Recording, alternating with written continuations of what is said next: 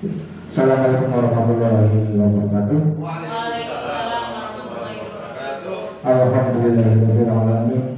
Wa bihi nasta'inu ala umuri dunya wa din. Wassalatu wassalamu ala asrofil anbiya'i wal mursalin sayyidina wa maulana Muhammadin wa ala alihi wa sahbihi ajmain. Amma yang terhormat Bapak Kepala SMP Negeri 2 Sekawi, yang kami hormati Bapak Ibu Guru serta staf tata usaha SMP Negeri 2 Sekawi.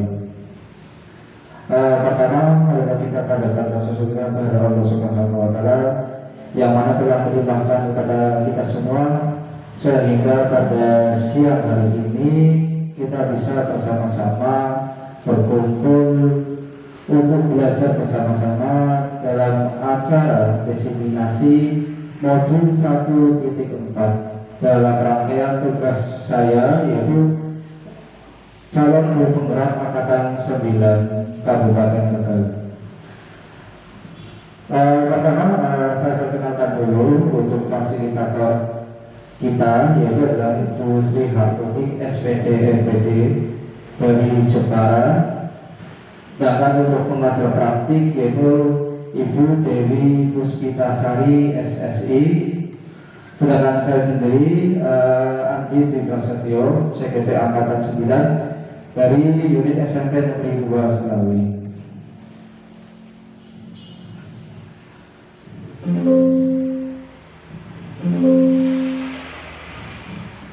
Berikutnya latar belakang untuk kegiatan hari ini.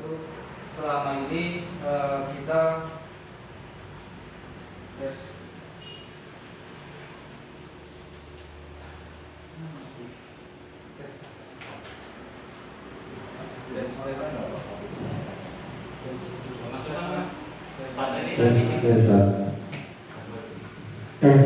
selama ini jika melakukan pelanggaran maka kita akan dihukum, entah hukuman itu dalam bentuk verbal ataupun fisik. Banyak guru yang memposisikan diri bahkan saat menyelesaikan permasalahan atau siswa, banyak guru yang belum mengetahui tentang segitiga restitusi. Sehingga untuk membentuk budaya positif perlu adanya keyakinan jelas dan segitiga restitusi. Dengan adanya aksi nyata ini diharapkan guru SMP Negeri 2 Selawi memahami bagaimana membuat keyakinan jelas dan menerapkan segitiga restitusi dalam menyelesaikan kasus sehingga murid menjadi mandiri, percaya diri dan merdeka.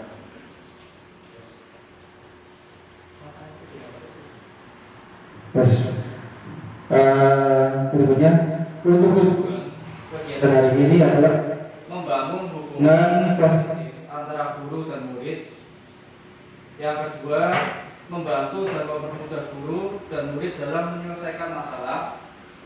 Yang ketiga, sebagai sarana pembentukan karakter murid dan bertanggung jawab yang terwujud dalam nilai kedisiplinan yang wujud pada budaya positif.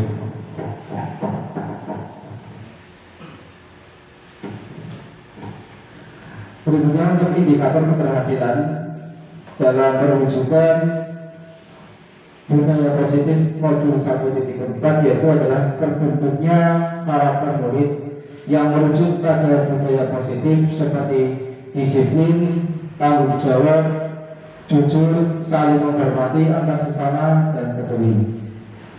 Berikutnya untuk indikator keberhasilan yang kedua yaitu terbentuknya keyakinan tiap-tiap kelas yang telah disepakati bersama antara guru dan murid kelas. Berikutnya kita masuk topik utama yaitu tentang budaya positif. Budaya positif adalah nilai-nilai, keyakinan, dan kebiasaan di sekolah yang berpihak pada murid agar murid dapat berkembang menjadi pribadi yang kritis, mandiri, kreatif, berkebinekaan global, berakhlak mulia, serta bertanggung jawab. Maka dari itu kuncinya adalah bagaimana kehebatan guru dalam menuntun murid dalam mengembangkan watak serta karakter murid Guru di sini bertugas hanya mengontrol dan menuntut murid menjadi lebih baik sesuai kodrat alam dan kodrat zamannya. Berikutnya ada 5 elemen budaya positif. Yang pertama adalah disiplin positif, nilai kebijakan dan keyakinan kelas, posisi kontrol, kebutuhan dasar manusia, dan segitiga restitusi. Ini kelima elemen ini kita akan bahas bersama. Mudah-mudahan nanti bisa diimplementasikan pada diri kita sendiri sebagai nilai positif untuk diri kita sebagai pendidik.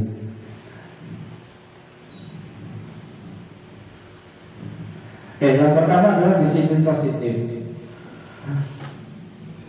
Banyak orang mengasosiasikan disiplin dengan hukuman dan larangan.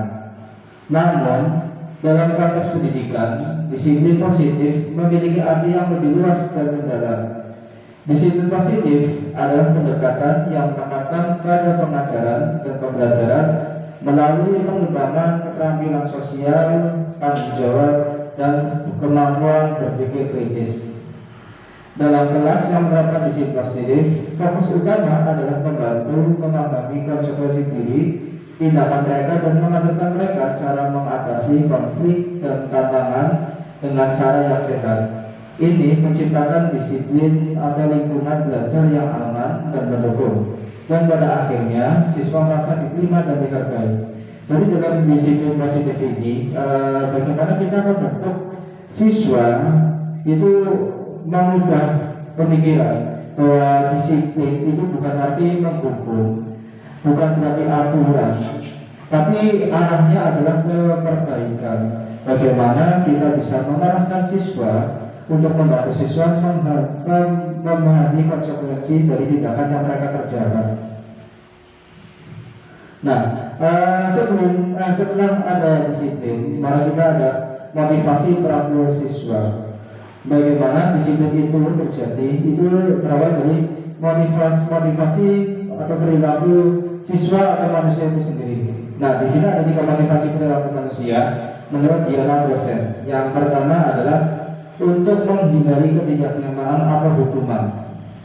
Setiap manusia, ada seseorang ataupun seorang murid, itu pasti memiliki motivasi. Nah, untuk motivasi menghindari ketidaknyamanan atau hukuman, ini bisa diartikan sebagai seorang berperilaku untuk menghindari permasalahan yang mungkin muncul dan berpengaruh kepada mereka secara fisik, psikologis, ataupun tindakan terpenuhi kebutuhan mereka bila mereka tidak melakukan tindakan itu.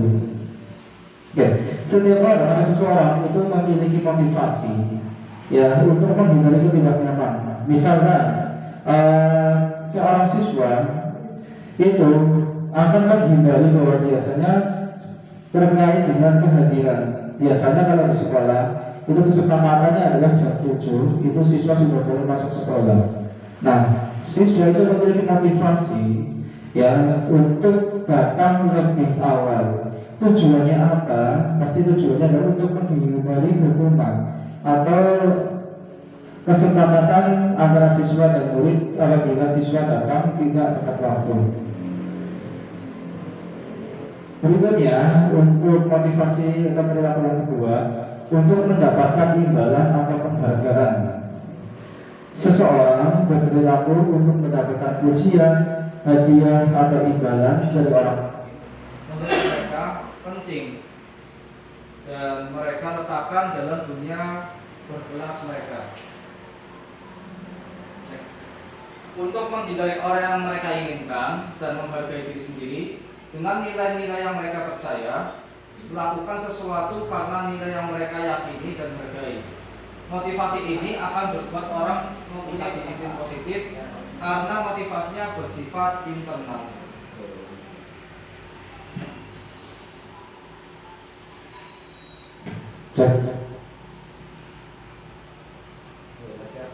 Nah,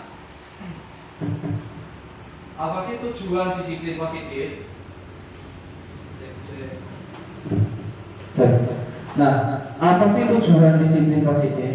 Mungkin banyak yang Bapak Ibu tanyakan atau Mengira-ngira.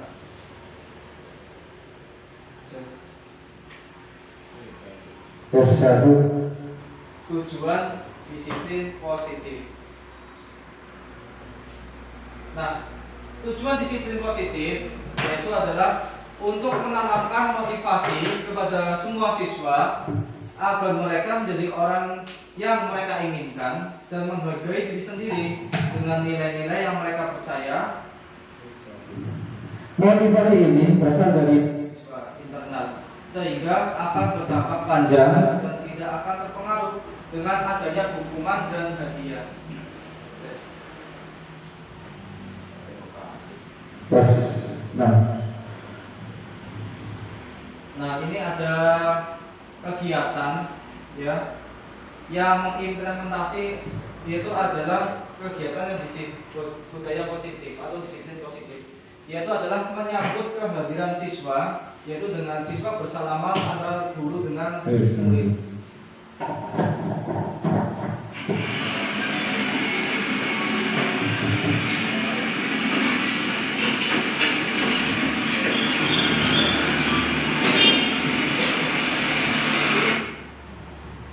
Ya, ini jenis kegiatan ya, yaitu adalah menyambut murid dan bersalaman dengan murid.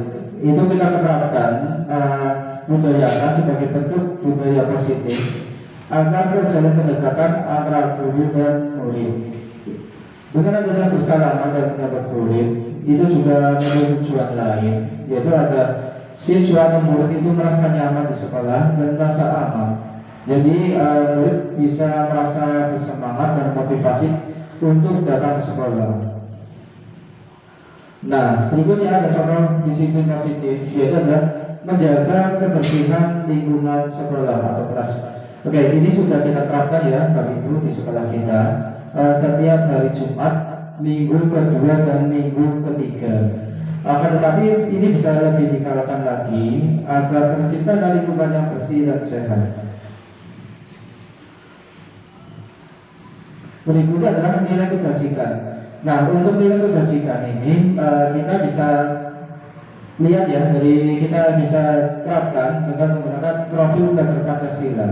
Yang pertama adalah beriman dan bertakwa pada Tuhan Yang Maha Esa. Ini sesuai dengan visi kita di SMP 2, yaitu adalah terciptanya siswa yang berakhlak mulia. Yang kedua adalah sifat mandiri, bernalar kritis, kreatif, bergotong royong, dan berkebinekaan global.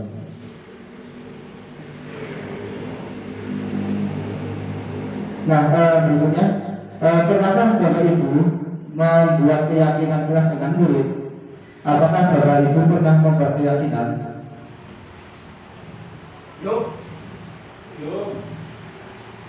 Oke, di sini kita bisa bisa kita terapkan atau aplikasikan membuat keyakinan dengan murid.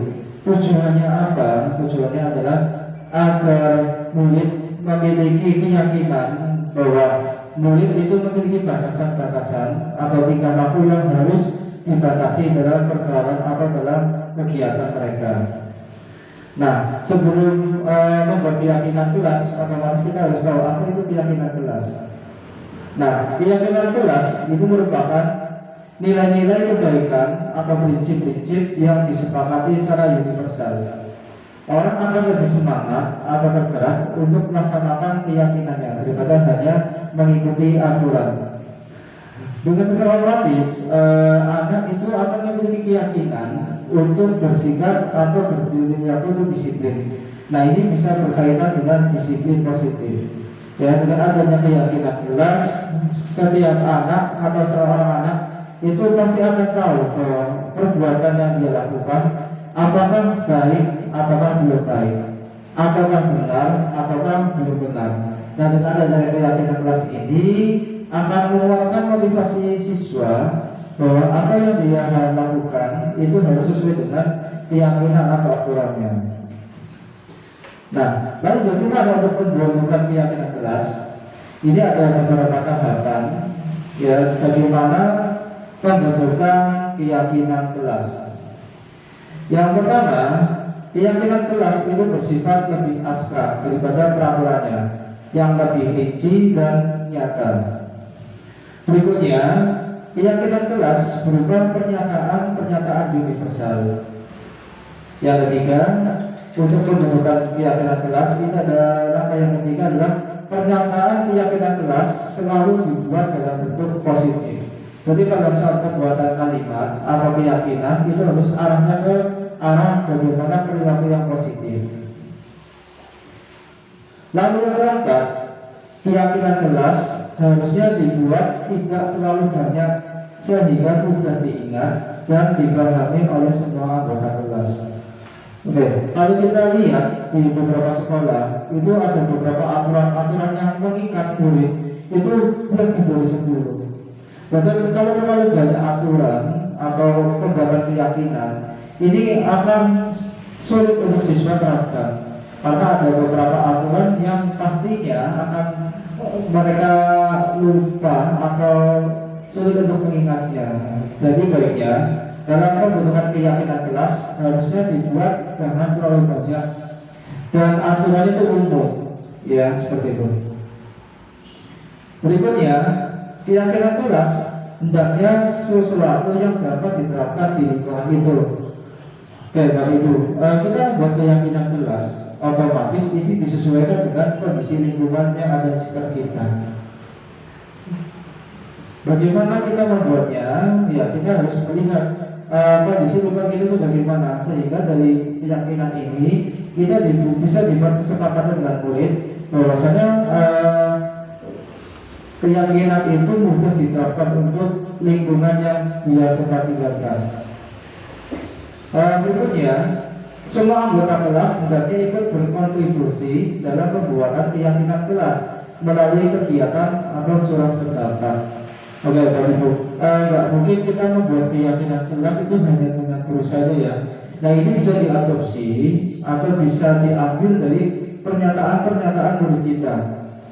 Murid kita bisa diajak berdiskusi bersama bagaimana untuk membuat keyakinan kelas, sehingga terbentuk keyakinan itu bisa diterapkan atau bisa digunakan atau bisa diaplikasikan dengan mudah.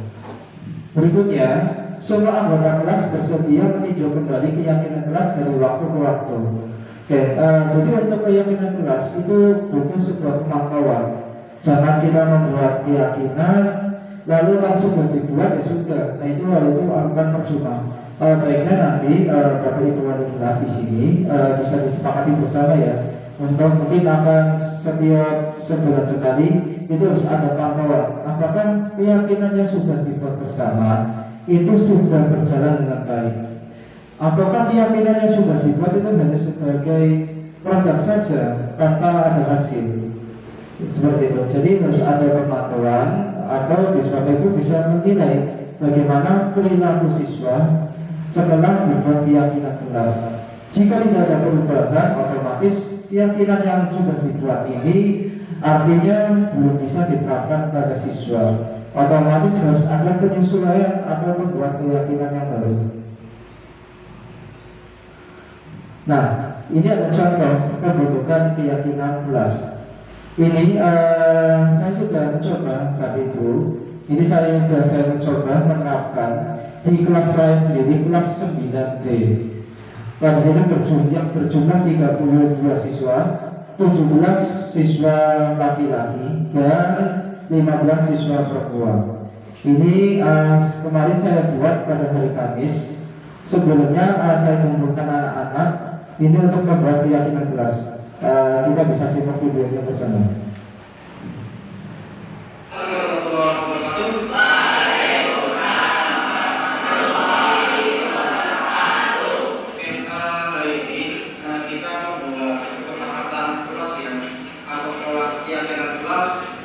Tujuannya untuk nilai kedisiplinan kalian.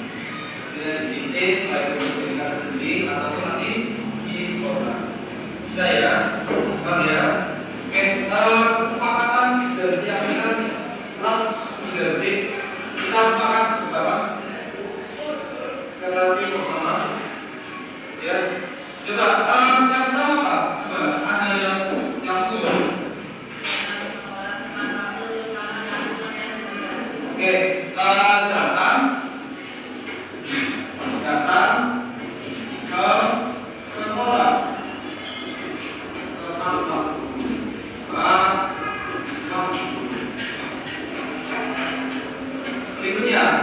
Ada ide lain untuk semangat yang kedua? Menghormati guru dan warga sekolah. Sepakat ya? Sepakat ya? Yang nomor 3 ada lagi? Ya, terus menjalankan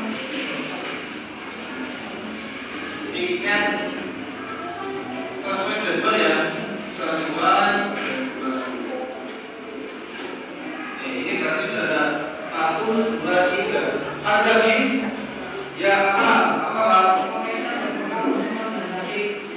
Memakai seragam lengkap. Memakai seragam lengkap. Artinya sopan dan rapi ya. Oke, terima. Ada? Terima? Ya, Siti. Menjaga kebersihan kelas. Menjaga kebersihan kelas. Ada lagi? Oke, ada apa Ben? Tidak membolos. Tidak membolos. Saat jam pelajaran. Ada lagi? Iya. Apa ya? Dilarang mengemudi. Berarti tidak boleh mengemudi ya. Dilarang mengemudi antar teman. Oke, kan bapak ya. Oke, dilarang menggunakan tembok. Dilarang coret tembok. Ada lagi? Ya, tapi fokus saat pembelajaran. Fokus saat pembelajaran. Ada lagi? Ya, dilarang makan keras. Berarti satu pembelajaran ya, Dit? Ya. Dilarang makan saat pembelajaran. Oke, jadi ada 10 poin ya. Keyakinan kelas 9B yang pertama adalah datang ke sekolah tepat waktu. Gimana sekarang? Yang kedua, menghormati guru dan warga sekolah. Ya, oke, yang ketiga, menjalankan piket sesuai jadwal. Sudah jadwal piket? Yang keempat, memakai seragam lengkap. Oke, coba kalian cek.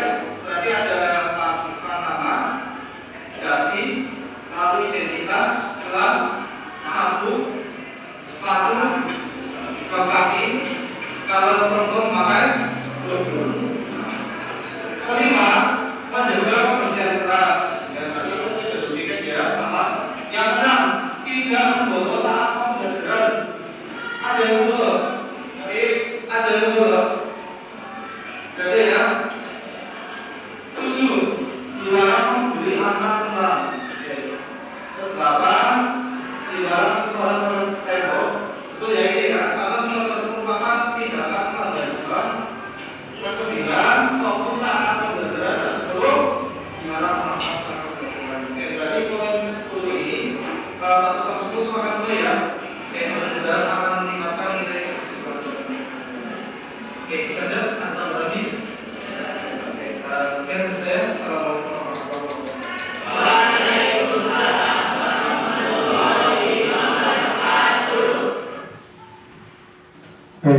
itu bagaimana video itu adalah pembentukan keyakinan kelas. Video ini saya adopsi.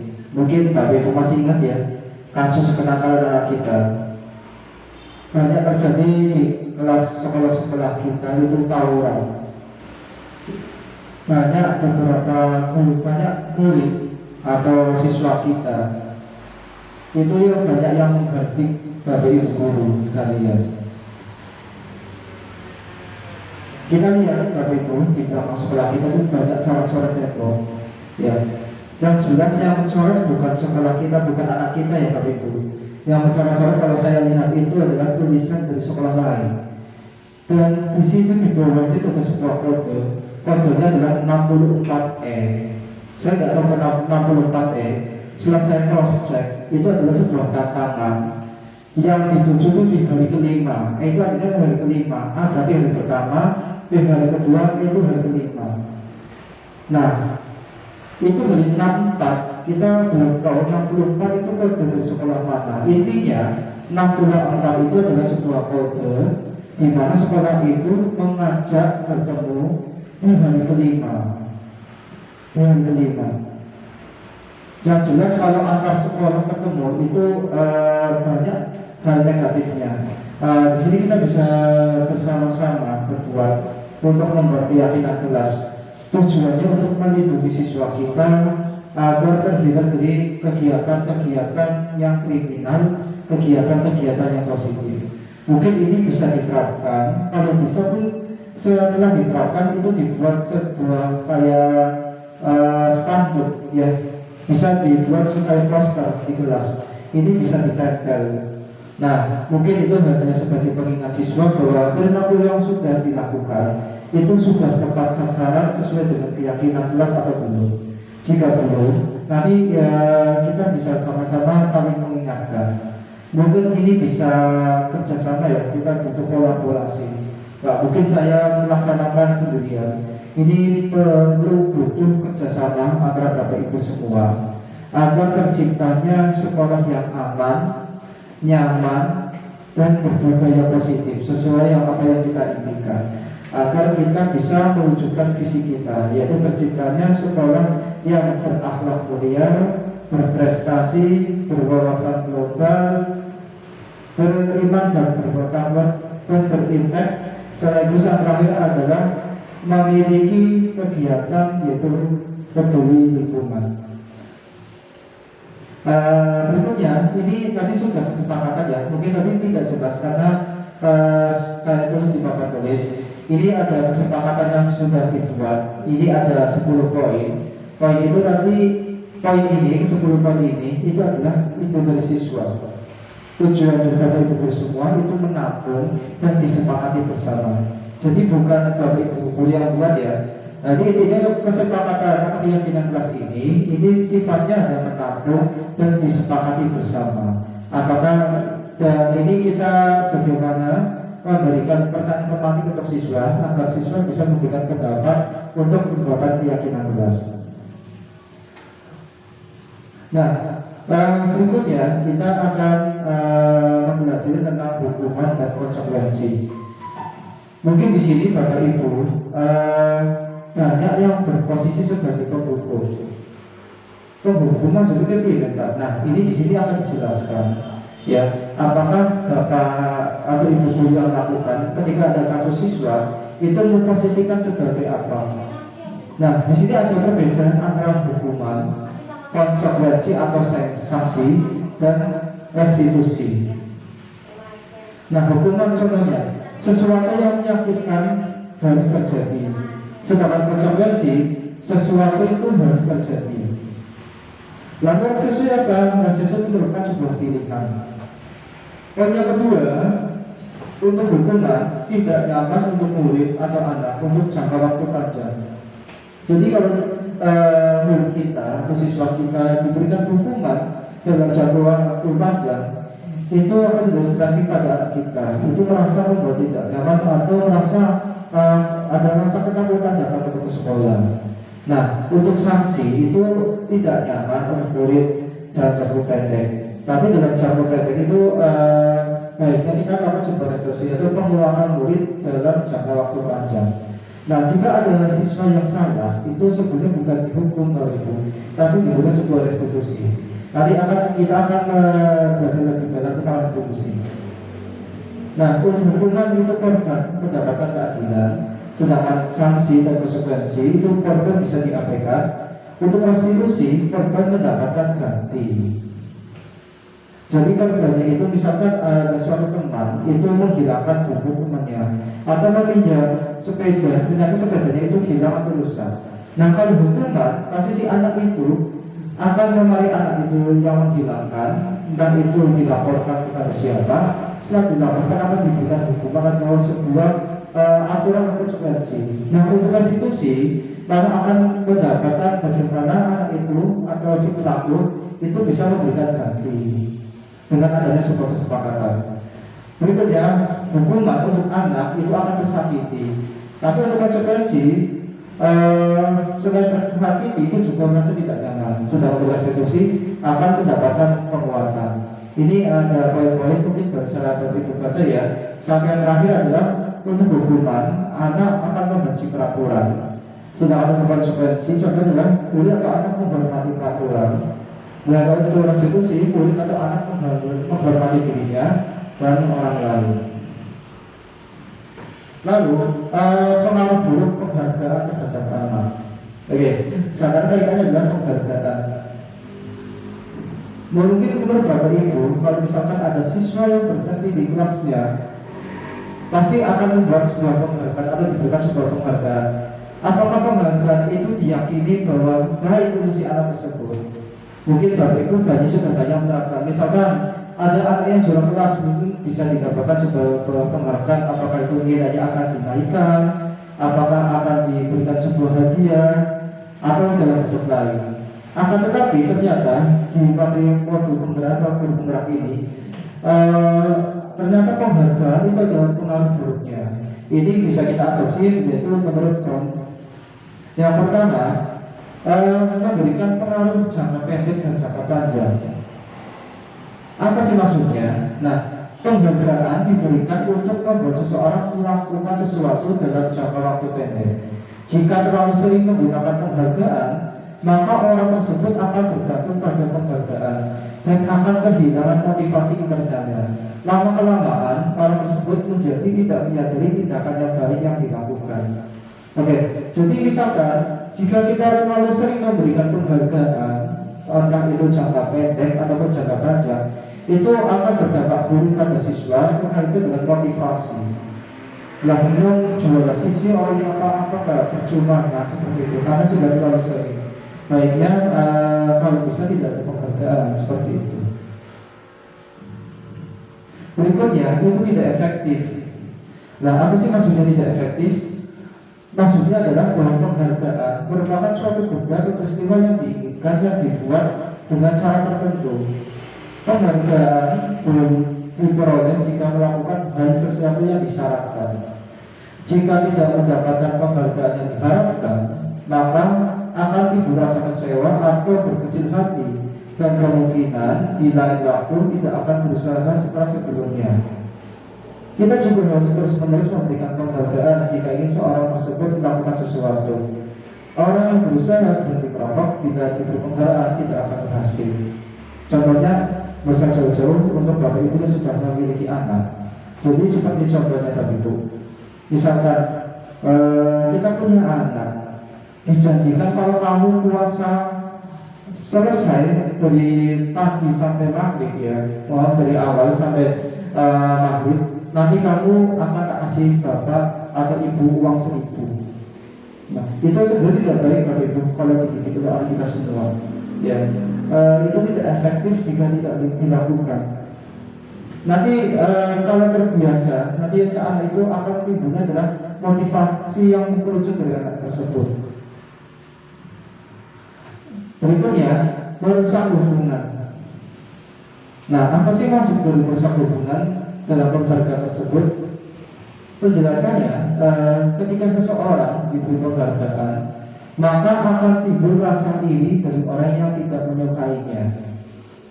Jika guru sering memberikan penghargaan kepada siswanya, maka kemungkinan siswanya termotivasi hanya untuk menyenangkan gurunya. Persaingan juga menimbulkan persaingan di dalam kelas dan berujung pada kecemasan bagi yang percaya bahwa mereka tidak akan mendapat kesempatan untuk mendapat penghargaan, maka akan berhenti mencoba. Oke, ini kalau diambil nilainya dari Bu, ini cukup menarik ya Bu. Tidak menyukainya akan timbul rasa iri dari orang yang tidak menyukainya. Oke, misalkan si A itu adalah anak yang paling pintar di kelas dan ranking 1. Si B dan anak yang paling pintar di kelas juga, tetapi si B itu tidak menyukai si A karena mungkin karena faktor tertentu. Jika si A selalu diberikan penghargaan oleh guru, maka timbulnya adalah sebuah kebencian atau sebuah iri hati. Ya, intinya kok saya sama-sama pintar, kok si A hanya karena nilainya lebih bagus, lebih sedikit diberi penghargaan, sedangkan saya tidak. Apakah hanya sebuah nilai yang juga diperkenalkan? Mungkin itu kalau siswa yang kritis, mungkin itu akan menanggapinya. Masa penghargaan bisa dinilai dari nilai saja dalam hubungan dengan bentuk yang lain. Oke, berikutnya adalah menghukum. Nah, apa sih maksudnya? Penghargaan menghukum mereka yang tidak mendapatkan penghargaan. Penghargaan dan menghukum adalah hal yang sama karena keduanya berusaha mengendalikan perilaku seseorang. Pada dasarnya, setiap orang tidak suka dikendalikan dalam jangka waktu yang lama.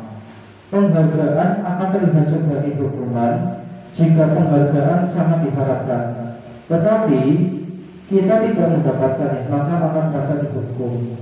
Oke, jadi kalau ada suatu kegiatan dan kita tidak pernah mendapatkan sebuah imbalan atau penghargaan, saya meyakini bahwa anak itu akan merasa apakah guru itu membenci dengan saya. Kenapa saya tidak pernah diberi penghargaan? Apakah guru itu menghukum saya? Yang lain dapat penghargaan, kok saya tidak? Pasti akan dibilang seperti itu. Nah, berikutnya ini akan kaitannya adalah 5 kebutuhan dasar manusia. Yang pertama adalah bertahan hidup. Yang merupakan kebutuhannya bersifat fisiologis untuk bertahan hidup, misalnya kesehatan, rumah, dan makanan. Komponen psikologis dari kebutuhan ini adalah kebutuhan akan perasaan aman. Oke, setiap orang pasti akan melakukan ini semua ya untuk bertahan hidup. Lalu bagaimana untuk bertahan hidup? Pasti akan melakukan sebuah perjuangan. Nah, kaitannya untuk bertahan hidup adalah poin intinya adalah kesehatan, rumah atau tempat tinggal, lalu adalah makanan dan minuman. Itu adalah poin penting adalah bertahan hidup. Pasti seseorang itu akan melakukan ini, ya akan mencari ini. Bagaimana caranya biar saya mendapatkan seperti ini? Kesehatan, tempat tinggal, mungkin tempat tinggal yang nyaman, aman, dan bisa makan atau minum. Itu adalah kebutuhan pokok. Berikutnya adalah cinta dan kasih sayang. Kebutuhan ini termasuk kebutuhan psikologis yang meliputi kebutuhan akan hubungan dan koneksi sosial, kebutuhan untuk memberi dan menerima kasih sayang, kebutuhan untuk merasa menjadi bagian suatu kelompok, dan kebutuhan untuk tetap terhubung dengan orang lain. Siswa yang mempunyai kebutuhan cinta dan kasih sayang yang tinggi biasanya ingin disukai dan diterima oleh lingkungannya, akrab dengan orang tuanya, biasanya belajar dari suka dengan gurunya, menganggap penting teman sebaya dan juga belajar kelompok. Cinta dan kasih sayang itu adalah sifat dasar manusia. Saya yakini bahwa setiap anak itu membutuhkan cinta dan kasih sayang. Setiap anak, apalagi kita tergolong yang pendidikan adalah anak-anak usia dasar atau ibu, anak SD dan SMP. Saya ini itu sangat membutuhkan cinta dan kasih sayang. Nah, cinta dan kasih sayang bisa kita berikan pada anak tersebut, ya. Tujuannya adalah agar anak itu merasa nyaman dengan kita, merasa aman dan nyaman ke sekolah. Berikutnya adalah penguasaan. Kebutuhan ini berkaitan dengan kekuatan untuk mencapai sesuatu, menjadi terampil, menjadi kompeten, diakui atas prestasi dan keterampilan, didengarkan, dan memiliki rasa harga diri. Siswa yang mempunyai kebutuhan pengakuan yang tinggi biasanya akan selalu ingin menjadi pemimpin, suka mengamati sebelum mencoba hal baru, dan merasa kecewa jika melakukan kesalahan rapi, sistematik, dan selalu ingin mencapai yang terbaik. Berikutnya adalah kebebasan. Nah, setiap anak itu butuh kebebasan, merupakan kebutuhan akan kemandirian, mempunyai pilihan, dan mampu mengendalikan arah hidup seseorang. Siswa yang mempunyai kebutuhan kebebasan yang tinggi, menginginkan pilihan, perlu banyak bergerak, suka mencoba-coba, tidak terlalu terpengaruh oleh orang lain, suka hal yang baru dan menarik. Ini terkait dengan kebebasan. Bapak Ibu, sejatinya setiap anak itu membutuhkan sebuah kebebasan. Ya, jadi kalau kita menunjukkan ruang anak, pasti anak itu akan berontak. Nah, kebebasan apa yang diharapkan anak tersebut? Kebebasan untuk mengeksplor kemampuannya, kompetensinya, kemampuannya. Bagaimana anak tersebut bisa mengeksplor kemampuannya jika kita tidak memberikan kebebasan? Nah, jadi hal ini sangat penting kita terapkan dalam hidup kita, bahwa setiap anak itu butuh kebebasan. Tapi bebas bukan sebebas-bebasnya ya Bapak Ibu. Artinya bebas bahwa kita bisa mengendalikan, bisa menuntun mana yang baik, mana yang harus dia lakukan, dan mana yang harus dia hindari atau dia batasi. Berikutnya adalah kesenangan. Ini pasti yang saya orang carikan, yaitu merupakan kebutuhan untuk mencari kesenangan, bermain dan tertawa. Siswa dengan kebutuhan kesenangan yang tinggi biasanya akan menikmati apa yang dilakukan, konsentrasi, lakukan hal yang disenangi, suka permainan, suka mengoleksi barang, dan suka melucu atau bergurau. Oke, poin ini sering kita terapkan ya Bapak Ibu, atau sering kita jumpai di anak kita semua, bahwa setiap anak pasti akan membentuk sebuah kelompok. Kelompok itu untuk bermain, kelompok itu untuk melakukan sesuatu hal, kelompok itu untuk melakukan hal-hal yang dia sukai bersama. Nah, biasanya kelompok-kelompok tersebut itu akan menjadi satu frekuensi atau kecocokan.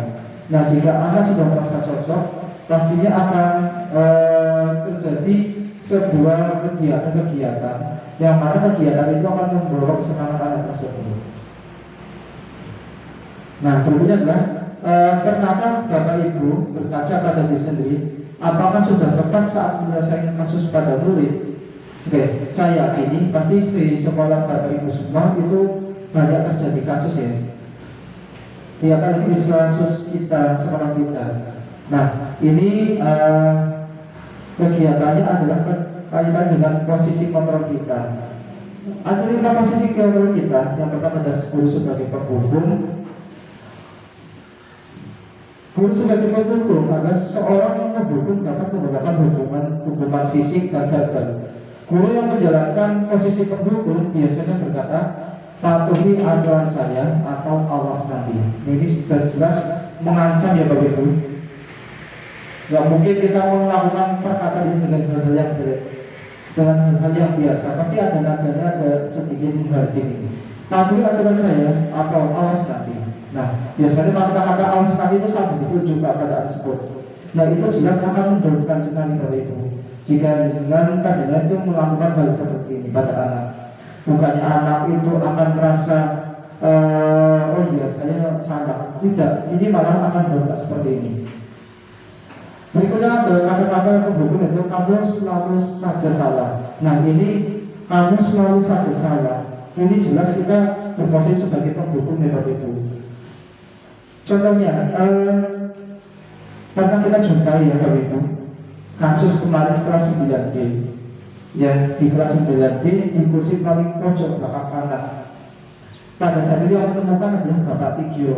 Itu menemukan 4 puntung rokok dan 1 korek.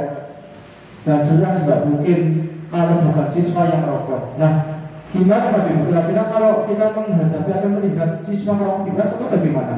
Otomatis kan Bapak Ibu akan merasa marah, jengkel, ya.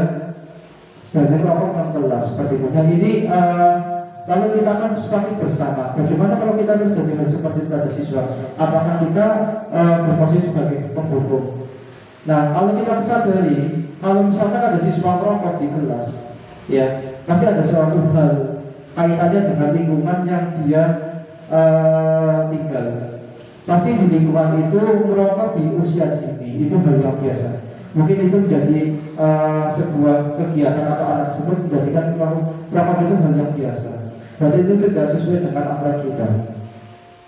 Berikutnya, posisi kontrol membuat orang merasa bersalah. Nah, pada posisi ini biasanya guru akan bersuara lebih lembut menggunakan keheningan yang membuat siswa menjadi tidak nyaman, bersalah atau rendah hati. Contoh kata-kata guru dalam posisi ini misalkan, Bapak sangat kecewa dengan kamu. Nah, Bapak kecewa dengan kata-kata ini, siswa itu diberi ucapan sangat kecewa. Otomatis siswa itu akan merasa merendah diri. Ya, bahwa mungkin dia pikir yang dia lakukan itu sangat-sangat bersalah. Nah, ini sebenarnya tidak harus dilakukan pada anak kita itu. Berikutnya adalah contoh kalimat lagi. Berapa kali ibu harus memberitahu kamu ya? Nah, berapa kali ibu harus memberitahu kamu? Berarti kan kegiatan apa yang dia lakukan itu sudah lebih dari satu kali atau sering dilakukan. Karena sering dilakukan, otomatis yang kita berikan pada siswa itu berarti tidak efektif. Otomatis kita harus ganti. Berikutnya adalah posisi guru sebagai teman. Dalam posisi ini, guru tidak akan menyakiti murid, tetapi akan selalu berusaha mengontrol siswa melalui persuasi. Persuasi adalah sebuah ajakan. Posisi ini dapat berdampak positif dan negatif. Positifnya berupa hubungan yang baik antara guru dan siswa. Contoh kata-kata itu adalah, ayolah bantulah ibu demi ayo bantulah demi ibu ya. Contoh lagi kalimatnya, ayo ingat tidak semua bantuan ibu selama ini. Jadi kalimat ini adalah meminta bantuan pada siswa dengan ajakan. Nah, siswa akan membantu jika kita sebagai guru memposisikan sebagai teman. Nah, dari halnya kami berposisi teman adalah bila guru tidak dapat membantu, maka siswa akan kecewa dan berkata, saya pikir Bapak adalah teman saya. Guru menjadi tidak mau lagi berusaha. Siswa hanya mau bertindak untuk guru tertentu, tidak untuk guru lain, dan siswa akan terpaku pada guru tersebut. Nah, itu adalah dampak negatif jika sebagai guru kita memposisikan sebagai teman. Berikutnya adalah monitor atau pemantau. Posisi pemantau berdasarkan peraturan-peraturan dalam konsekuensi dengan memisahkan hukum pribadi. Pertanyaan yang biasanya dilakukan adalah peraturannya apa yang telah kamu lakukan. Nah, ini adalah sebagai pemonitor atau pemantau. Dan yang terakhir adalah manajer. Nah, yang kita harapkan adalah Bapak Ibu bisa menerapkan sebagai manajer, yang merupakan posisi mentor di mana guru berbuat bersama dengan murid, mengajak siswa mempertanggungjawabkan perilakunya, mendukung siswa menemukan solusi atas permasalahannya sendiri. Murid diajak menganalisis kebutuhan dirinya dan kebutuhan orang lain. Yang terpenting adalah kolaborasi dengan siswa. Kata-kata seorang manajer contohnya adalah apa yang kita yakini. Nah, itu merupakan sebuah argumen bahwa setiap anak itu mempunyai keyakinan, dan keyakinan itu apakah positif atau negatif untuk anak tersebut. Contoh yang kedua, apa yang kamu yakini. Nah, ini adalah sebuah kalimat yang posisi sebagai manajer. Jika kamu yakini atau kamu bersedia memperbaikinya, lalu contoh lagi, jika kamu memperbaikinya, hal ini menunjukkan apa tentang dirimu, apa rencanamu untuk memperbaikinya. Nah, ini sebelum contohnya adalah ada kegiatan restitusi.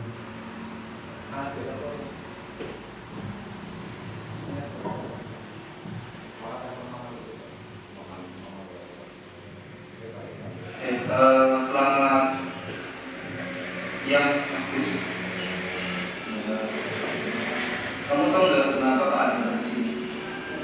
Nggak tahu. Atau enggak? Tadi dapat laporan dari beberapa guru, ya, Elis, lalu Leri, Beragama, Taknya, lalu ada beberapa guru lain. Kalau pada saat kegiatan pembelajaran kamu tidak fokus, apakah betul? Menurut kamu perbuatan itu pada saat pembelajaran kamu tidak fokus, sering guyon, bercanda sama temannya, apakah itu perbuatan baik? Tidak. Menurut kamu sama kayak kamu juga tadi juga pernah sekolah SD, SMP, SMA, kuliah. Tadi juga sama melakukan hal tersebut. Tapi kan yang nama perbuatan tersebut kan itu tidak baik, ya terus itu harus jadi nanti introspeksi disamakan. Paling banyak alasan kenapa kamu tidak masuk apa? Ngantuk, tidurnya jam berapa, Gus? Jam 1. Ngapain aja, Gus? Main HP. Dan menurut keyakinan kamu tidur jam 1 main HP, belajar tidak fokus, itu bagaimana, Gus? Apakah itu perbuatan yang harus dilaksanakan terus apapun diperbaiki? Perbaikinya bagaimana?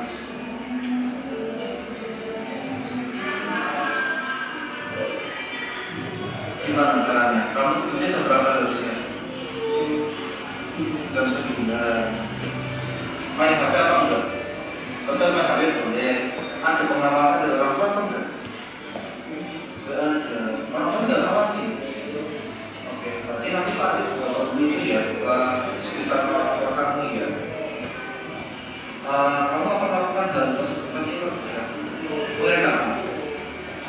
Mulai sekarang dari nanti mulai dari ini kamu itu akan mulai jam 9 belajar mulai belajarnya terus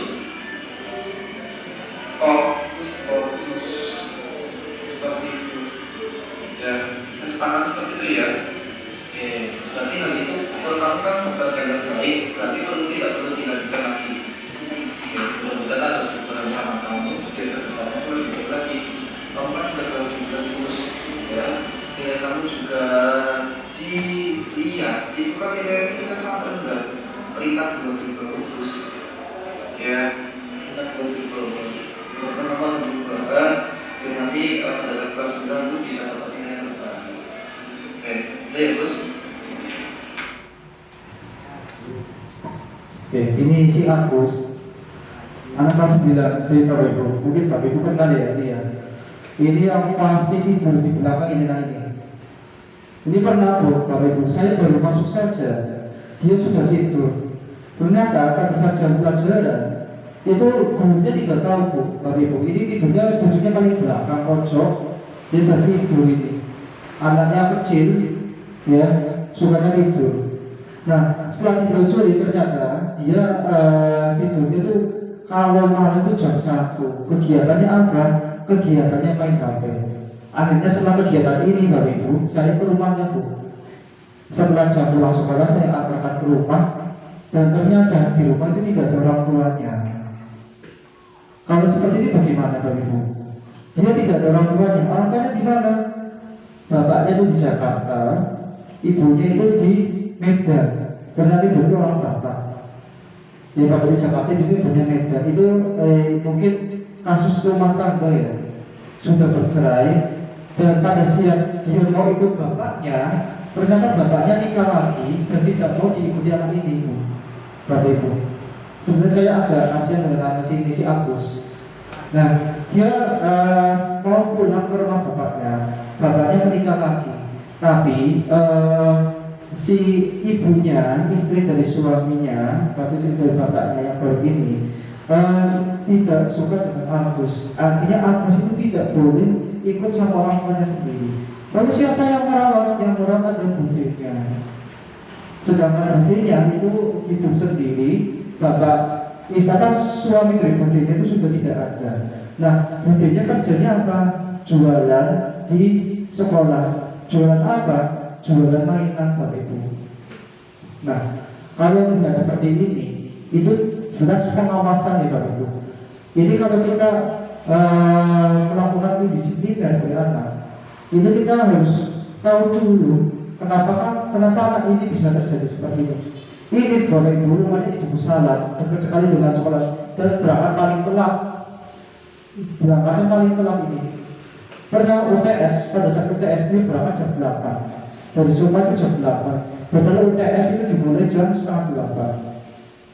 Berkaca dari kegiatan ini, otomatis kita harus menggali dulu kenapa sih anak bisa melakukan hal tersebut. Nah, ini bisa masuk dengan konsep kita, yaitu adalah segitiga restitusi. Ya, dalam segitiga restitusi, ya, ini ada beberapa konsep. Jika terjadi kasus pada anak, kita tidak bisa menyalahkan anak tersebut secara frontal. Apalagi contohnya di si Agus ya, yang sering tidur dan suka berangkat itu terlambat. Nah, kalau kita amati dalam style segitiga restitusi, itu ada beberapa langkah dalam menyelesaikan kasus. Yang pertama adalah menstabilkan identitas. Lalu berikutnya adalah validasi tindakan yang salah, dan yang ketiga adalah menanyakan keyakinan. Pasti Bapak Ibu bingung ya, ini maksudnya apa? Ada menstabilkan identitas, validasi tindakan, dan menanyakan identitas. Nah, ini akan dibahas. Nah, itu untuk pengertian dan penjelasannya. Menstabilkan identitas, maksudnya adalah sisi ini merupakan bagian dasar dari segitiga yang bertujuan untuk mengubah identitas anak dari yang gagal karena melakukan kesalahan dari anak yang sukses. Contoh kalimat yang dapat digunakan pada surat berbuat salah itu tidak apa-apa. Berikutnya adalah tidak ada manusia yang sempurna. Berikutnya adalah kita bisa menyelesaikannya. Lalu contohnya lagi, Bapak tidak tertarik untuk mencari siapa yang salah, tetapi Bapak ingin mencari solusi dari permasalahan tersebut. Oke, jadi kalau ada anak yang berbuat salah, kita jangan langsung berhenti. Ya, kita harus menstabilkan identitas anak tersebut ya, mencari tahu masalahnya itu apa. Lalu setelah itu, ketika anak fokus pada kesalahan, maka akan sulit melakukan restitusi. Hal ini karena rasa bersalah menguras energi, merasa bersalah berarti identitas gagal, rasa bersalah membuat kita terperangkap pada masa lalu yang sudah tidak bisa diubah lagi. Berikutnya adalah validasi masalah. Oke, untuk validasi masalah, restitusi tidak menyarankan guru berbicara kepada siswa bahwa melanggar peraturan adalah sikap yang baik. Tetapi dalam restitusi harus memahami alasannya dan memahami bahwa setiap orang pasti melakukan hal yang terbaik pada waktu tertentu. Waktu itu perlu dilakukan validasi terhadap kebutuhan dari siswa dengan menggunakan contoh kalimat berikut. Nah, ini contoh kalimat untuk memvalidasi masalah. Padahal kamu bisa melakukan hal yang lebih baik dan lebih buruk dari itu. Padahal kamu bisa melakukan yang lebih buruk dari ini ya. Kamu pasti punya alasan mengapa kamu melakukan hal itu. Kamu boleh mempertahankan sikap itu, tapi kamu harus menambahkan sikap yang baru. Nah, ini contoh validasi masalah. Berikutnya adalah menanyakan keyakinan. Nah, sebelum menanyakan keyakinan, pastinya Bapak Ibu guru harus membuat keyakinan kelas atau keyakinan pada anak tersebut. Nah, setelah membuat keyakinan, nanti proses selanjutnya adalah pada saat ada kasus kita bisa langsung menggunakan segitiga restitusi. Nah, salah satu yang ada adalah menanyakan keyakinan. Penjelasannya adalah setelah melalui langkah pertama dan langkah kedua, maksudnya adalah setelah melalui identifikasi masalah dan validasi masalah, maka anak kelas siap untuk dihubungkan dengan nilai-nilai yang dipercaya dan berpindah menjadi orang yang diinginkan. Contoh pertanyaan yang dapat digunakan yaitu, apa yang kita percaya sebagai kelas atau keluarga? Lalu, apa nilai-nilai umum yang pernah kita sepakati? Berikutnya, kamu mau jadi orang yang seperti apa? Nah, sebelum anak menanyakan hal ini, otomatis kan sudah ada keyakinan kelas. Ya, Bapak Ibu, mudah-mudahan dengan adanya materi ini kita bisa berguna bersama ya Bapak Ibu. berbenah bersama bagaimana kita bisa menanamkan budaya positif di sekolah kita agar tercipta sekolah yang indah, sekolah yang menyenangkan, sekolah menjadi sekolah favorit anak. Anak itu termotivasi datang ke sekolah, anak menjadi lebih senang dan lebih betah di sekolah. Jangan jadikan sekolah ini sebagai neraka bagi anak tadi itu, karena anak itu butuh Bapak Ibu semua, sehingga Bapak Ibu harus bisa memberikan sebuah kenyamanan, memberikan apa yang dibutuhkan anak. Seperti kita pernah pelajari bersama, yaitu adalah bahwa guru itu harus berbakti pada murid. Maksudnya apa? Bahwa guru itu harus memberikan pelayanan yang terbaik untuk murid. Bahwa guru itu adalah menjadikan murid itu adalah sebagai pusat perhatian. Bahwa guru itu harus menuntut murid. Bagaimana menjadikan murid itu sesuai dengan kodratnya saat ini. Mudah-mudahan apa yang kita lakukan itu menjadi ibadah kita semua. Mudah-mudahan apa yang kita laksanakan itu bisa sesuai dengan visi misi sekolah kita. Mungkin ada pertanyaan Bapak Ibu? Tidak ada ya. Karena tidak ada, kita cukupkan. Sekian dari saya. Mohon maaf apabila ada kata-kata orang berkenan. Wabillahi taufiq wal hidayah. Assalamualaikum warahmatullahi